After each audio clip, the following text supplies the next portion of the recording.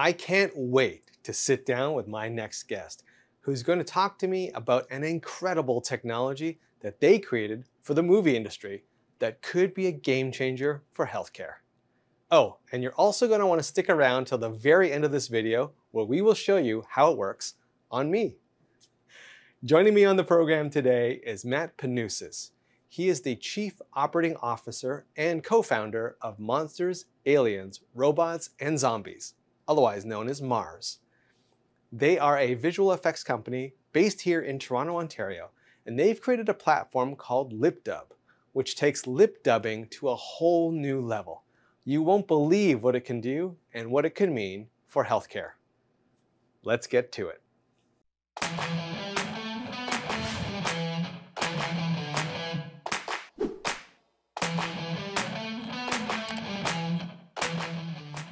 Matt, welcome to the program. Thanks for having me. I'm excited because your technology is not specific for healthcare, and that's actually why I'm so excited to sit down with you, because I think it's going to be a very interesting conversation. Absolutely. No, I was excited to speak to you too. So maybe just for the benefit of our audience, obviously who are not familiar with your product, can you give us a little quick description of what you guys do? Yeah, I'll even back up 1 second further because it's a weird story. Sure, I love it. So 2018, we started as a visual effects company servicing Hollywood. Okay, so we work on a bunch of projects: Umbrella Academy, WandaVision, HBO's Watchmen. Okay, a bunch of great projects. We still do VFX today. But in 2019, a year after launch, we start to think about automating VFX using AI. More specifically, automating like very specific VFX use cases. So the second product that we have is one of these use cases. So the product is LipDub AI. The reason we built LipDub was, honestly, we all watched Squid Game, the TV show. I don't know if you watched it. Absolutely. Okay, so we all had that experience in watching Squid Game where we said, like, that is such a cool story. It was so interesting, so unique.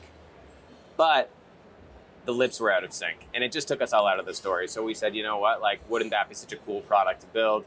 A product where you can sync perfectly to any audio track to make dubbed content look real. And that was like the original thesis behind LipDub was, let's make Hollywood dubs look real with perfect lip sync.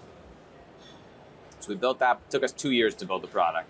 We're not a rapper. We actually do our own research, because if you think about what that actually entails, like lip syncing at Hollywood quality with the complexity of Hollywood content, multiple speakers, people turning their heads, lighting changes, movement, objects occluding the face, right? Like, it's a lot. There's nothing off the shelf that does what we need it to do, so we do our own research. So it took us 2 years to build, and then we launched this year, January 29th. And we started to see a lot of demand from industries. I mean, yes, within Hollywood, but we started to see a lot of demand with industries outside of Hollywood. So like as an example, tons of advertisers and marketing agencies, a lot of social channels, YouTube channels, and tons of online educators. And we were like, okay, well, like, what did we miss here, you know? And I think what we missed was the idea that localizing video for either brands or YouTube channels for a global audience is hard. And there's just not great options. The most common option, as an example, is reshooting for local markets, where you actually go and you basically just do it again and again for each market, and it gets you a great end product, but it's slow and expensive. So like as an example, I'm trying to ground this in healthcare. Like, you're a pharma brand, you're trying to do some customer education. What are your options today, right? Like, you have a video that you create in North America, let's say. You have a customer base that's worldwide. Like, you have to create those stories for each audience, typically by virtue of like doing a new production shoot for each market. It's super slow. And then like the affordable option is use captions. The problem with that is statistically, it's not memorable, it doesn't engage, and it kind of creates this discrepancy. Like, even though it's outside of industry, I'll use like the way Mr. Beast puts it, where he says, you know, I've created this first-class viewing experience for my North American audience, my English-speaking audience. But what about my Spanish audience? Like, what about my German audience? What about my Hindi audience? I'm giving them a second-class experience. I want to give everyone a first-class viewing experience. So it's like the options are just, each one has a pretty big flaw. The reshoot option is slow and expensive. Also, you can't reshoot if the person on screen matters, like if it's a CEO. Right. And then the subtitles captions option just doesn't really engage. So LipDub AI, and the reason we think it's really exciting is that it represents a new option, a brand new way to localize, where you can either use voice acting files, or you can generate new dubs in the platform and you can lip sync it. So you get video, so you shoot once, and then within 1 calendar day, you on the platform can create as many local variations as you want. It's really affordable, it's super fast, but you get an end product that looks as good as if you did like a local reshoot. And I know I'm talking here a lot, but I'll say one more thing. Yeah. We all obviously envisioned it as being all about language change, but that's not the only C-words. So we're also seeing, because keep in mind, if you really just back up, it's like, well, what does lip sync tech allow you to do? It allows you to make people say whatever you want them to say. So what we're also seeing in advertising and marketing is it's not just about changing language, it's about tweaking messaging, right? You can, with the few keystrokes, change your script, generate a new audio file. That's not only local from a language standpoint, but like tailored to the audience. Like certain aspects of what you're selling or the way you communicate for one market may be slightly different than the way that's most effective for another market. And with LipDub, you can accommodate that. So it's not just about like language change, it's also about the tailoring and the personalization of messages, all with one video asset. So what you're talking about is also kind of like local slang, local terms, colloquialisms that maybe are unique to that region, that area, but in the same language. You can do that through LipDub. Yeah, exactly. You can do that through LipDub. You can go in, you can type in a new script, right? Or even just alter a script so that it's more personalized to the region. Not only will it change the language and lip sync to it, but it'll be, again, tailored depending on what you think matters. I'll go even further. Sometimes it's not even, the weird thing is, sometimes it's not even about cross-border, right? Sometimes within a given geography, like within the States, you have customers, some of them are females, some of them are males. They vary in ethnicity, they vary in age. You might want to communicate very differently to each group, and you can now do so very easily with a product like LipDub. You can take your video asset, a customer story, you can tweak aspects that you think are really going to hit this person, really going to affect that person, really going to engage that person. And you can do so like within a day, because it's really easy to tweak these messages and these languages now in a way that looks real. What we're also finding is that like marketers are really enjoying the ability to like iterate. Okay. So you try something, you see how it works, go back into the lab, tweak a script, generate the new video, try it again. And like, we're just seeing marketers go through this iterative loop now, where in the past, it's not to say you can't go through that loop. It's just like, if each part, it's like, I have a new idea, but now I have to do this really expensive video shoot, right, and then I can test how it works, and then I can see the results, and then I can either double down or iterate. It's like they could go through that loop before. This is nothing new for marketers, but it was a slow loop. Now it's a fast loop. I mean, this is really going to be helpful for marketers. You can totally see that, right? Like instead of these expensive, shoots and booking the time of the videographers and the actors and all that kind of stuff, now you can shoot it once and you can turn it into different languages. I think totally understandable. How have you addressed or seen marketers address the whole authenticity issue? Like, hey, like I'm not a native Spanish speaker, but with your technology, I can appear like one. Yeah. How do you deal with that, or how they've dealt with that? Yeah, it's a great question. I mean, in certain ads, I think what we're seeing in practice is it's not as though we're seeing let's just say, a North American customer story for a pharma brand. It's not as though we're seeing that one video get served into 68 countries. Gotcha. I think there has to be some level of, I don't know how you put this, but it's there should be some tie-in to the group you're serving. So like as an example, we see a lot being done in Western Europe, where I don't know if those Western European ads are going into APAC. Right. But what I do see is UK ads that get localized into German, French, Polish, right? And sometimes the actors or the speakers used are somewhat a little, like could be representative of the market. I got you. So it's kind of like this balancing act. As an example, like maybe within Asia, maybe it's like we can do a story, a customer story for our drug or medical device with an Asian speaker, but again, we can now use that for all different regions within, right? So it's not like one shoot covers the globe, because you're right. I think like there's something to be said for, yeah, the environment, whatever, the style, those kinds of things may have to switch given the market. Yeah, but like you want it to be well. culturally relevant, right, is the words we hear a lot from advertisers. Like they aspire to have high engagement, culturally relevant messaging, and the people matter in that too. So like we're addressing one part of the equation. Have you seen it used in sort of the education space yet? Like in terms of videos that are really more meant to educate a population or a group as opposed to entertain? Absolutely, yeah. So we've done testing with groups like Masterclass, I should say, as an example of super high-end, polished, online education. Right. But we have a lot of companies that are using us to take their course loads and enter new markets. Gotcha. So like, I don't know, there's two ways you can think about online education. It's pretty much you're either an online course seller who wants to enter new markets and knows that going into new markets with captions, you're going to see probably not the best. You're probably not going to have the most success.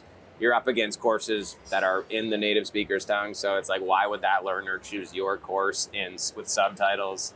So we're definitely seeing a ton of that. There's some really big companies like Subject.com and Open Classrooms out of Europe that are coming to North America now with lip sync, right? Like content that truly looks like it was English, but it's not. These are French courses, actually, both of those companies. And then the other is like in the context of either learning and development teams that are doing it for internal training. Right. Okay, so like multinationals that have to train, employees that speak hundreds of languages, or in the pharma case, right, or just marketing case, it's like customer education, right? So I have to educate customers, not from a marketing standpoint, but like, I don't know. I find the lines between online education and marketing to be blurred sometimes, especially in healthcare. Because I feel like they do a lot of education on how drugs work and the effects that customers are seeing, but it feels very online education-y, but it's a marketing function. No, I agree. I mean, it's certainly in the pharma case that a lot of the advertising is education, but what's distinct is things like, hey, if I diagnose you with diabetes or diagnose you with COPD, and I want to teach you about how to how to maintain your chronic condition. Right. Exactly. Today, that is done multiple times. Different actors, different education. They have to do it multiple times and film it multiple times because it has to be in the native language, Russian, Polish, whatever it is. With your technology, I'm totally seeing, hey, I can just record this once with a couple of actors, and then now I can use technology like yours to put it into the native language. And I think in that use case, I don't think anyone's going to mind that actor isn't truly a Russian speaker or a French speaker, because it's more about the content than it is about the production. Right, exactly. And like, I mean, similar to what we say in Hollywood, which is like the reason we're excited about LipDub in the Hollywood context is a great story is a great story. Who cares where it was made? Who cares what the native tongue of the director was or the actors were? Like a great story should inherently have global appeal. Great piece of customer education is no different, in our opinion, right? Or a great online course. Like I just did a talk and it was like, we just showed James Cameron, the director, speaking Spanish, and like asked the group, it's like, if you were an aspiring Spanish director, you want to learn from James Cameron. Right. You know, you want to learn from James Cameron. Now you can. It looks like James Cameron and sounds like James Cameron. Film this in Spanish. Right, but I think the key is James Cameron is not trying to pretend that he can speak Spanish, right? He's not. And I think that's where people get in trouble, is like if you don't disclose or, you know, tell people, hey, listen, we purposely created this in different languages in order to make it more accessible, but not to pretend that I can speak 22 different languages. Yeah, I don't think it's about lying to people. I think the reality is, it's not about lying, but you have to suspend people's disbelief to create an engaging experience, right? Like if I'm going to use subtitles, okay, it's clear that the person obviously doesn't speak the language. It's just subtitles, but it's a bad user experience. It's not fun to watch those videos. So like our perspective is, it's so real that at least it suspends the user's disbelief. Right? You can at least watch the video and know that that person isn't a Russian speaker, or know that they're not a German speaker. Right. But as a Russian speaker or a German speaker, you can still watch the video and truly immerse yourself, not be distracted by things like, oh, I have to read, or oh, the lips are not matching. And it's especially in an advertising context where it's like, you have so little time to capture attention. Do you want that little bit of attention that you get to be focused on things like the visuals are out of sync with the audio, or I have to read, or I talked to my partner for 1 second and I missed some text because I had to read it, and now I've lost the plot. So, it's not about being deceitful. It's about creating really immersive global content. And engaging experiences, right? Engaging experiences, yeah. I like that. And because you're right, there's no mistaking that the actors in Squid Game are not native Ukrainian speakers or native speaking German. I think there's no mistaking that. There's no mistaking right? that. So there's no fooling the audience. To your point, it's more about creating that, hey, you're allowing a new audience maybe to engage with that content who maybe would have been very unhappy to read the subtitles. Yeah, or put up with very bad dubbing. Yeah, and like certainly even in Hollywood, and I'm sure it cuts this way in other industries that use both styles, voiceover and subtitles, I think there's a group that likes subtitles, right? Sure. I know the stats. It's trending towards dubbing in Hollywood. It's super region specific, which is also interesting in terms of who prefers subtitles, who prefers dubs. Some markets any love anime dubs. fan loves the subtitles, right? Certain markets grew up with dubs, like Germany and France are like dubbing central, like they love dubs. Other markets prefer subtitles. I think what we're seeing is that like as dubbing, audio dubbing, and things like lip sync improve what it means to watch a piece of dubbed content, you're seeing it skew year over year towards dubs. So let's talk specifically about healthcare for a moment. Sure. And specifically where I went when I saw your technology was really around patient engagement, patient communications, because hospitals here in Canada as well as the US have to serve patients in so many different languages. Yep. And one of the biggest barriers is that language barrier. When I send you home with medications, with instructions of how to take care of yourself after a surgery, they're typically in English. Yes. And I have to go through, or the hospitals have to go through, a tremendous expense to translate it to multiple different languages. Yes. With AI now, that's a little bit easier. It's a lot easier. Right? It's a lot easier.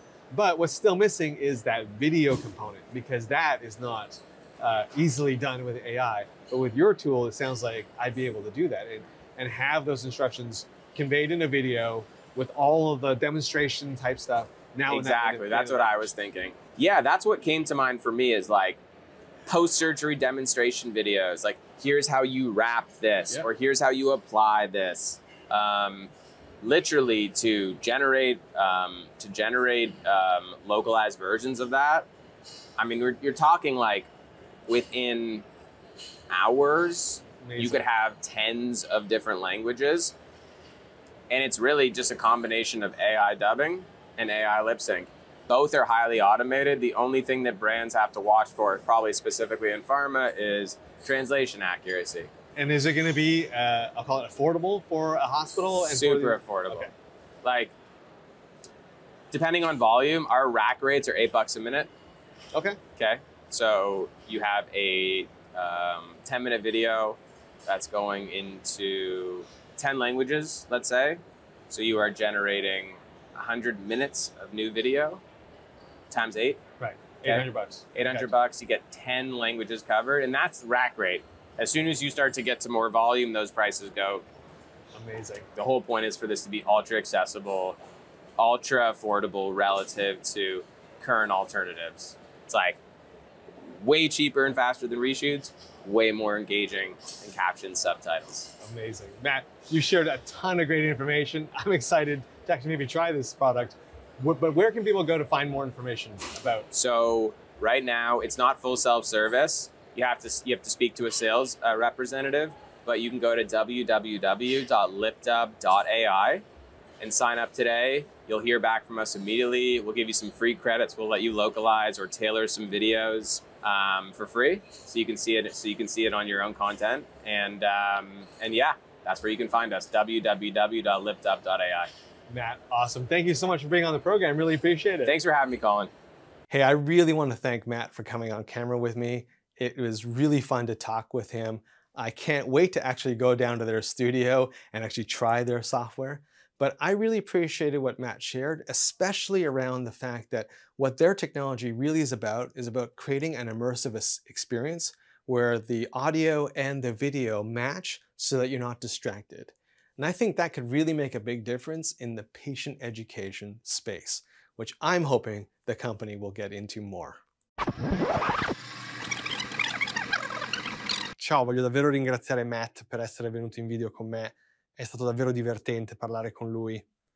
Non vedo l'ora di andare al loro studio e provare il loro software, ma ho davvero apprezzato ciò che Matt ha condiviso, soprattutto riguardo al fatto che la loro tecnologia riguarda la creazione di un'esperienza immersiva, dove l'audio e il video corrispondono in modo da non essere distratti. E penso che potrebbe fare una grande differenza nell'ambito dell'educazione dei pazienti, in cui spero che l'azienda si impegnerà di più. Gusto ko talagang pasalamatan si Matt sa paglabas niya sa camera kasama ko. Ang saya talagang kausap siya. Hindi nakakabakagin tayo pumunta sa studio nila at subukan ng software nila. Pero talagang na-appreciate ko ang shinare ni Matt. Ladaan niya tungkol sa katotohanan ang teknolohiya nila at tungkol sa paglikha ng isang immersive na karanasan. Whoever sent tugme an audio at your video para hindi ka malito. And ang shifting gizon malay on-fight tournament para sa education ng pasyente na sana ay mas tutukan pa ng kumpanya. And soon nagustuhan ang interview na gayon pagkagusto ko sa pagkalahok dito, paki-like at subscribe. For nito librahan na Swaay.Health, kaya Swaay ay nawezo ang a.help. Kung hamra kakake bala working kailis na mahusay na content. Kaya Colin Hung di sa Toronto, Ontario. And is era de Panousis and make you a nice hash to the video.